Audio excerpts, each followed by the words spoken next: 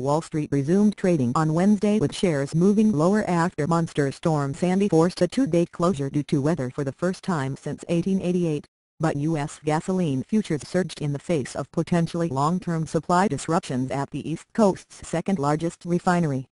The storm left swaths of the region crippled by flooding and power outages, suggesting lower fuel consumption.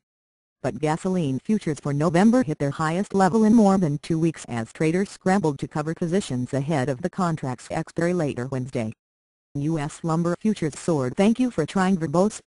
This recording will go away once the product has been purchased. On expectations for increased demand, while gasoline surged on concerns that a Phillips 66 refinery in Linden, New Jersey, could shut for an extended period after Sandy cut power to the plant that produces 238,000 barrels a day of fuel. The storm, which killed at least 50 people, may cause up to $15 billion in insured losses, according to one disaster modeling company. Speculators were behind much of the buying in lumber and gasoline futures in anticipation of rising demand, traders said. You see a lot of funds hedging themselves and speculation there could be. Thank you for trying verbose. This recording will go away once the product has been purchased. A lot of damage from Sandy, said Richard Ilcizine, chief markup strategist and founder of iitrader.com LLC in Chicago.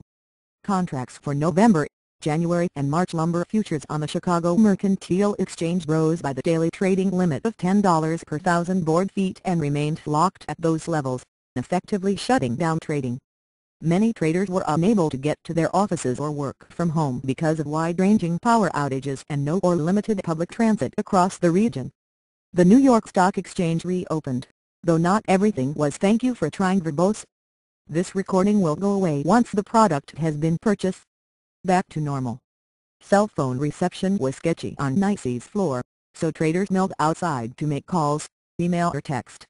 The open was a positive relief after 4 days of sitting on edge, said Larry Leibowitz, chief operating officer at the exchange's operator, NYSE Bureau NYSE.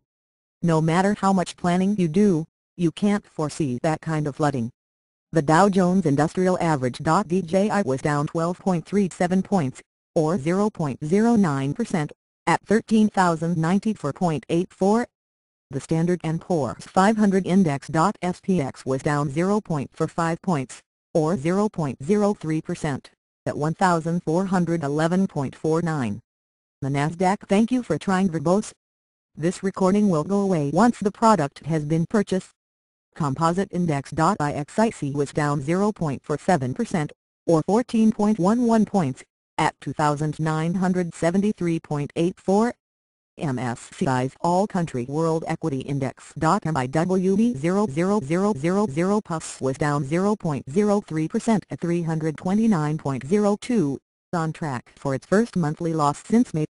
The index has gained more than 10% so far this year. In Europe, stocks dipped after a mixed batch of corporate earnings, pressured by heavyweight British oil and gas firm BG Group BG.L, which warned of no production growth next year.